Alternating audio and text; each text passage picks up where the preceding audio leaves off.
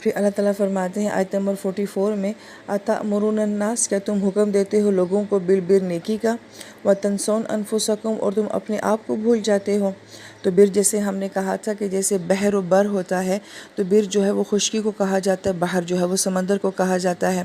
اور بر کو جو ہے وہ عربی زبان میں نیکی کے ساتھ بیان کیا گیا ہے، کیونکہ جب انسان سمندر میں ہوتا ہے، پانی میں ہوتا ہے، تو وہ ہچکولے کھاتا ہے، دل خراب ہوتا ہے، ایک خطرے کی کیفیت میں ہوتا ہے، مگر جب انسان ساحل کے اوپر آ جاتا ہے تو اس کو سکون مل جاتا ہے اور زمین کا تحفظ مل جاتا ہے۔ تو گویا کہ اس لفظ کو نیکی کے ساتھ کیوں بیان کیا گیا ہے کہ نیکی کے اندر سکون ہے، نیکی کے اندر حفاظت ہوتی ہے، جو انسان نیکی کرتا ہے اس کو دل کا اطمینان جو ہے وہ نصیب ہوتا ہے، اس لیے نیکی کو بر کے ساتھ بیان کیا گیا ہے۔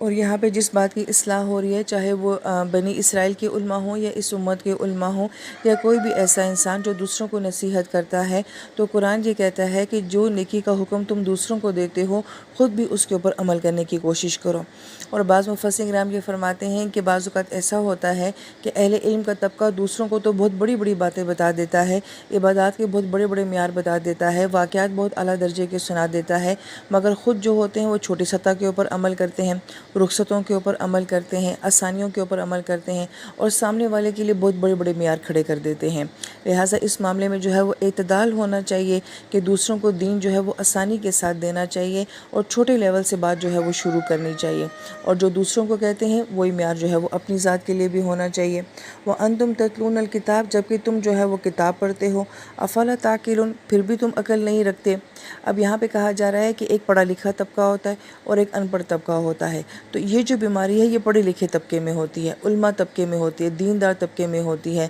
کہ دوسروں کو ایک بہت اعلیٰ درجے کا سٹینڈرڈ دے دینا اور خود جو ہے اس کے اوپر عمل نہ کرنا۔ پھر یہاں پہ تاکیلون کا لفظ جو ہے یہ عقل سے ہے، اور عقل کہا جاتا ہے کہ عرب کا دیہاتی جب سفر پہ جاتا تھا تو جب کہیں آرام کرنا ہوتا تھا تو اپنے اونٹ کی ایک ٹانگ رسی سے باندھ کے درخت کے ساتھ باندھ دیا کرتے تھے، اور جب سفر شروع کرنا ہوتا تو وہی رسی اس کی ٹانگ سے کھول کے اپنے سر کے اوپر باندھ دیا کرتے تھے،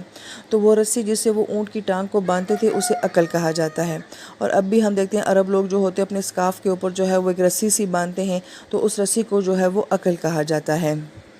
تو اس لفظ کے اندر تصور کیا ہے کہ کسی چیز کو کنٹرول کرنا، تھامنا اور روکنا۔ تو انسان اپنے ذہن کو جب ہر قسم کی غلط خیالات سے، جذبات سے، غصے سے، اگریشن سے، ہر قسم کی منفی فیلنگ سے جب کنٹرول کرتا ہے، روک کے رکھتا ہے، تو پھر ایسا ذہن جو ہوتا ہے وہ سوچنے کے قابل ہوتا ہے، غور و فکر کرنے کے قابل ہوتا ہے، تدبر کرنے کے قابل ہوتا ہے۔ تو پھر اللہ تعالیٰ فرماتے ہیں کہ علم کا کام تو ویسے بھی عقل کے ساتھ بہت گہرا تعلق رکھتا ہے، تو ایسے ذہن جو کہ مطمئن ہوتے ہیں، پرسکون ہوتے ہیں، وہ کتاب کے اندر غور و فکر بھی کر سکتے ہیں۔ تو اکثر جگہ ہم قرآن پاک میں دیکھتے ہیں کہ اللہ پاک فرماتے ہیں کیا تم عقل نہیں کرتے، یعنی کہ کیا تم غور و فکر نہیں کرتے، تدبر نہیں کرتے، اپنے ذہن، اپنے جذبات کو کنٹرول میں رکھ کر کیا تم اس کتاب کے بارے میں کبھی سوچتے ہو؟